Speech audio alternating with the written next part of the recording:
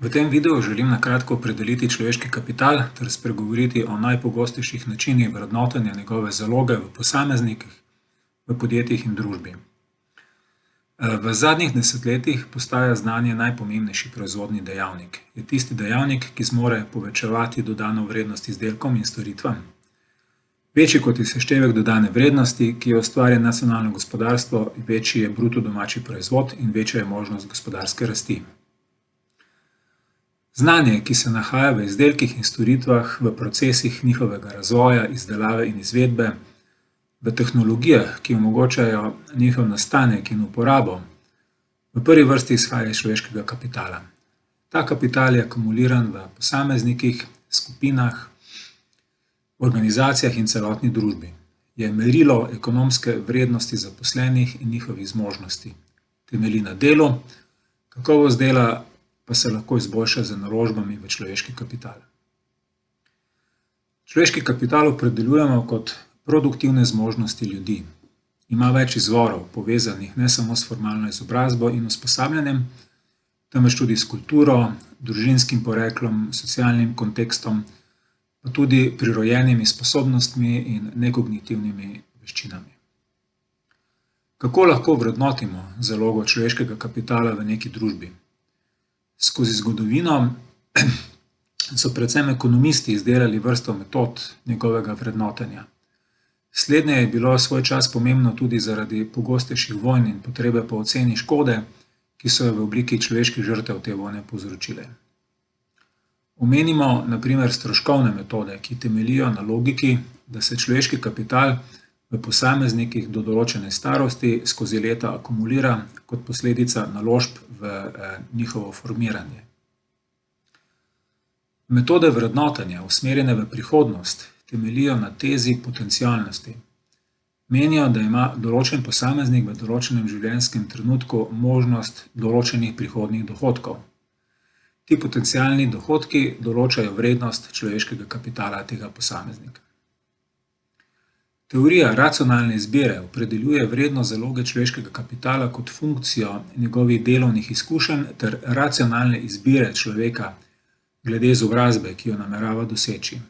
V zadnjem času krivulje vrednosti človeškega kapitala različno izobraženih posameznikov ne sledijo realnemu dogajanju v družbi, saj na primer višja stopnja izobrazbe izgublja ugodnejši položaj na trgu dela.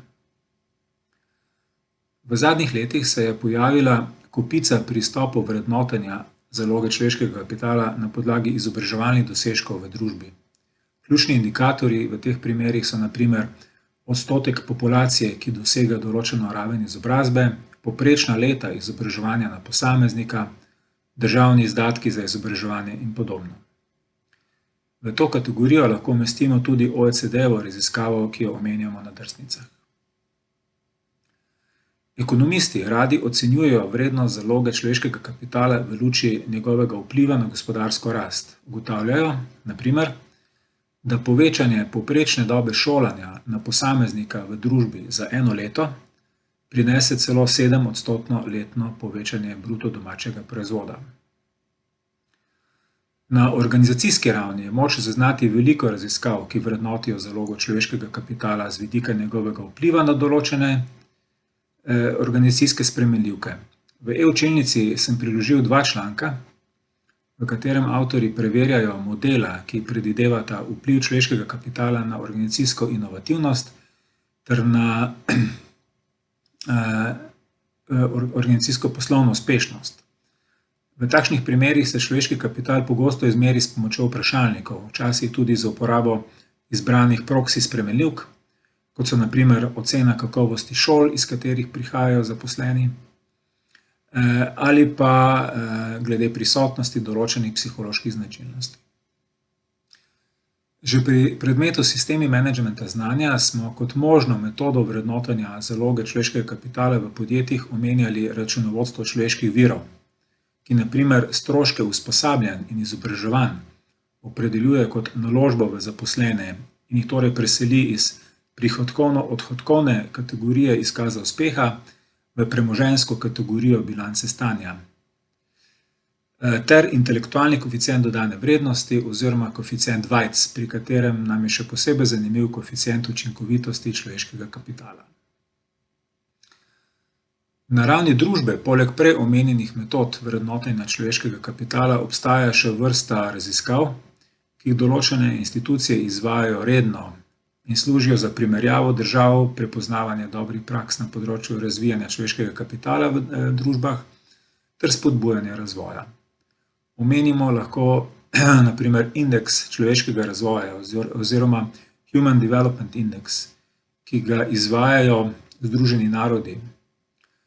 Globalni indeks človeškega kapitala oziroma Human Capital Global Index v izvajanju Svetovnega ekonomskega foruma ter indeks človeškega kapitala oziroma Human Capital Index, ki ga izvaja Svetovna banka.